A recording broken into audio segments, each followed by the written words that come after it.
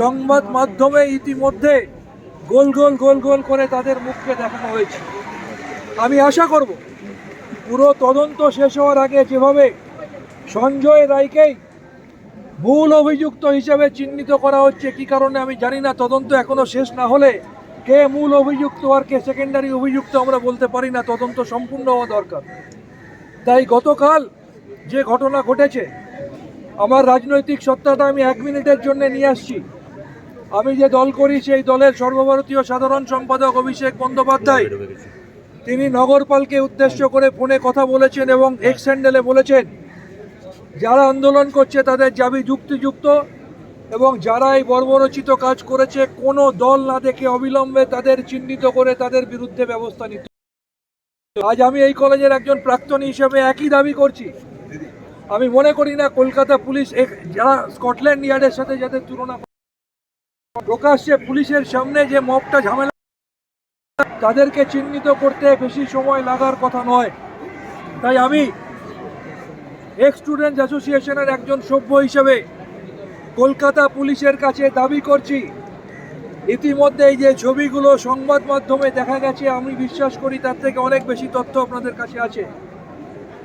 12 ঘন্টার মধ্যে তাদের প্রত্যেককে চিহ্নিত করে তাদের বিরুদ্ধে দৃষ্টান্তমূলক ব্যবস্থা নিতে হবে, তারা যে রাজনৈতিক দলের সাথে যুক্ত থাকুক না কেন।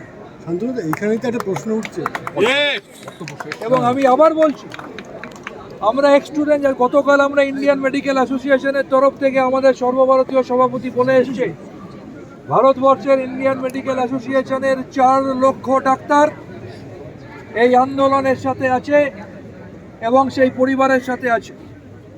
আজও আমরা দায়িত্ব নিয়ে বলছি, এক্স স্টুডেন্ট অ্যাসোসিয়েশন যারা যেখানে আছেন, কলকাতায় আছেন, কলকাতার বাইরে আছেন, ভারতে আছেন, দেশের বাইরে আছেন, তারা সবাই শারীরিকভাবে মানসিকভাবে এদের পাশে আমরা আছি এবং আমাদের ডিমান্ড অবিলম্বে তদন্ত সম্পূর্ণ করে দোষীদের চিহ্নিত করে দৃষ্টান্তমূলক শাস্তি দিতে হবে এবং 12 ঘন্টার মধ্যে, অর্থাৎ আজকে রাতের মধ্যে গতকাল যারা এই ঘটনা ঘটিয়েছে তাদের প্রত্যেককে চিহ্নিত করে তাদের বিরুদ্ধে দৃষ্টান্তমূলক ব্যবস্থা নিতে হবে।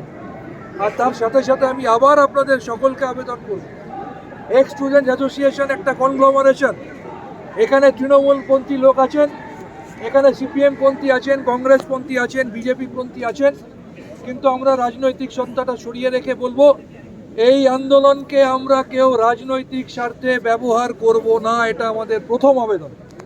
দ্বিতীয় আবেদন, আমাদের কর্মবিরতি আন্দোলন ইত্যাদি সব চলছে, তার সাথে সাথে নিশ্চিত করে খেয়াল রাখবো কোনো মুমূর্ষু রোগী হাসপাতালে ট্রিটমেন্ট নিতে এলে আমরা মানবিকতার দিকটা দেখিয়ে তার ট্রিটমেন্টের ব্যবস্থা যাতে আমরা করতে পারি সেটা দেখব।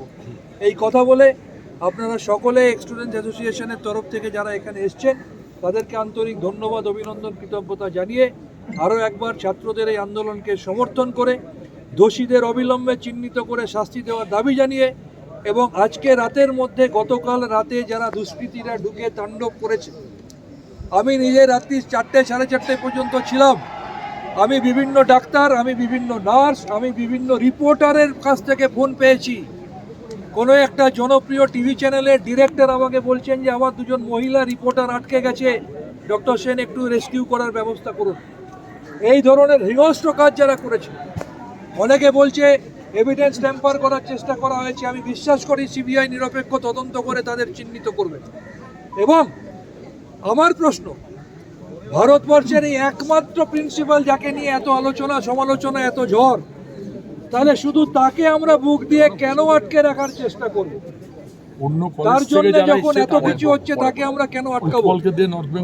আমরা সিবিআই তদন্ত চলাকালীন দেখেছি প্রয়োজনে অনেককে সিবিআই কাস্টডিতে নিয়ে ইনভেস্টিগেট করেছে।